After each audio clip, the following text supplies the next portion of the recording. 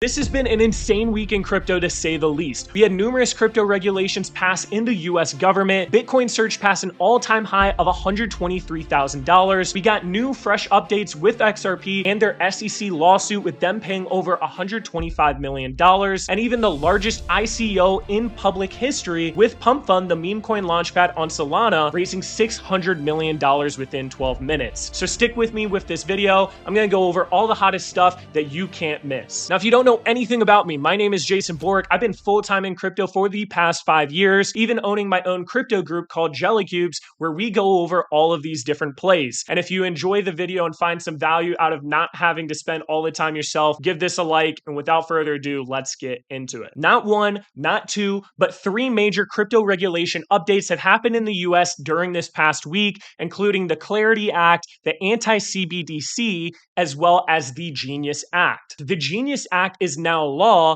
and it gives all of the regulatory clarity of stablecoins in the US. And this is really big because for the longest time, we didn't know how to audit them, how the reserves need to be, who can actually issue them.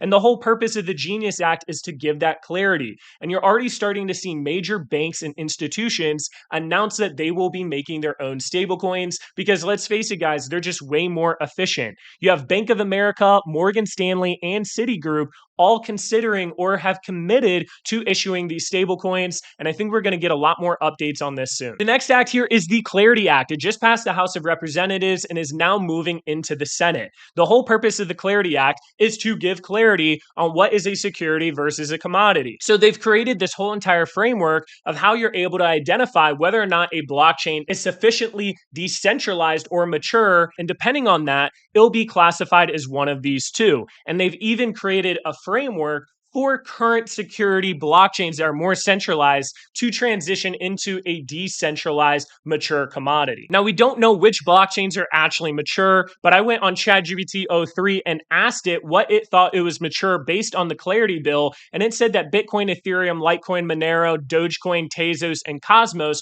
are efficiently mature and decentralized. Now, take this as you will. It also said that there are some other big names that might not qualify but could soon, such as Solana, Cardano, Polkadot, BNB, and AVAX. Now, I personally think that Cardano is deficiently decentralized and mature, so just take this as you will. But depending on which blockchains are considered mature and commodities versus securities is going to have huge implications on that specific crypto and blockchain. The next major act here is the Anti-CBDC Surveillance State Act, and this just passed the House of Representatives. Now, this is huge, guys, because the last thing that we want is the US government to make a digital dollar, completely control it, manipulate it, blah, blah, blah, blah, blah.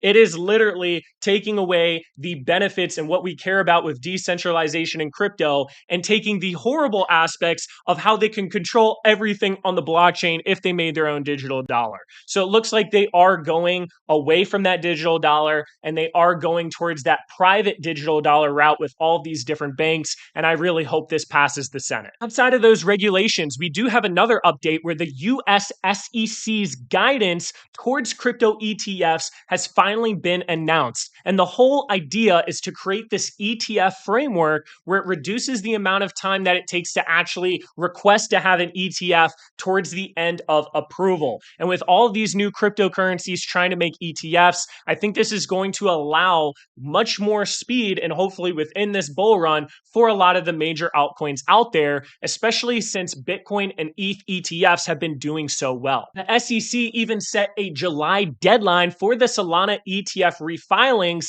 clearing the path for a pre-October approval. So Solana could potentially become the third ETF to be approved in the US government. And if it's anything like the ETH ETF or Bitcoin ETF, that could be super bullish for Solana. And I'm sure a lot of other major altcoins will closely follow after that. Now on to MicroStrategy, because who doesn't like to talk about MicroStrategy? They just bought another $472.5 million of Bitcoin. They now own 2.8% of all Bitcoin Bitcoin supply. And I'm curious what your guys' thoughts are on this, but I think a lot of people in TradFi would rather invest in MicroStrategy that has been outperforming these Bitcoin ETFs because they've just been doubling down and leveraging and leveraging and leveraging. So I don't know how this is going to go in the long term. That's not really my job to decide, but it's pretty insane that they own this much supply, and it doesn't look like they're stopping anytime soon. Speaking of those different ETFs I've been talking about, the spot Bitcoin ETF gained $363 million a couple of days ago, and this was a 12-day inflow streak to $6.6 billion, and it's probably continued at the time of this video. And this is why these ETFs are so important. We didn't have these rails from people in TradFi or, buying stocks and stuff like my grandpa to be able to get into Bitcoin. And this bull run, that is completely different. Just with BlackRock's ETF, they had a net addition of $500 million. So it's one of those situations where all these previous bull runs, we didn't have all these frameworks and regulations, and now we do. And I think that's going to be massive for Bitcoin price as well as adoption in general. Now, it's not all good news in the Bitcoin space. Bitcoin mining rates have been slashed by 90%. This means that there is a lot less on-chain activity, especially with ordinals and runes, happening on the layer 1. And because of this, the miners aren't making nearly as much money as they did during those peaks. So now instead of 1 sat per V-byte, now it's just 0.1. It's down 90%. And this is, in my opinion, going to be a huge issue in the future as there's less and less emissions for Bitcoin. We are going to need to boost the on-chain layer 1 activity, or we could start seeing more miners go offline. On to other news, the biggest ICO ever just happened this past week with PumpFun. They are a meme coin launchpad over on Solana, and they raised $600 million in just 12 minutes in their public round. Absolutely insane. I even made a video on this saying that I thought this would happen. And if you're in our Jellycubes community, I made a play to buy this on Hyperliquid pre-market, and I actually made 50% on that because I was expecting this quick sellout. So this just goes to show how much money is currently flowing in the crypto space and how these ICOs between this and Circle recently could be back in season. Speaking of dry powder, USDT just hit a market cap of $160 billion. That means there's an additional $10 billion worth of USDT over this past week, and a lot of that money could be waiting on the sidelines to get into different ICOs such as PumpFun or Circle. It could also show that even with all these new stablecoins coming out from these banks soon, that Tether could have cemented itself in that number 1 position of people trusting them, especially because they were one of the first to market. Another interesting news event this week is we could be very close to an XRP complete settlement and drop of their SEC case. XRP just paid $125 million in cash over to the SEC for their different penalties, and that could be marking the end here very soon for this 4-year regulatory war between XRP and the SEC.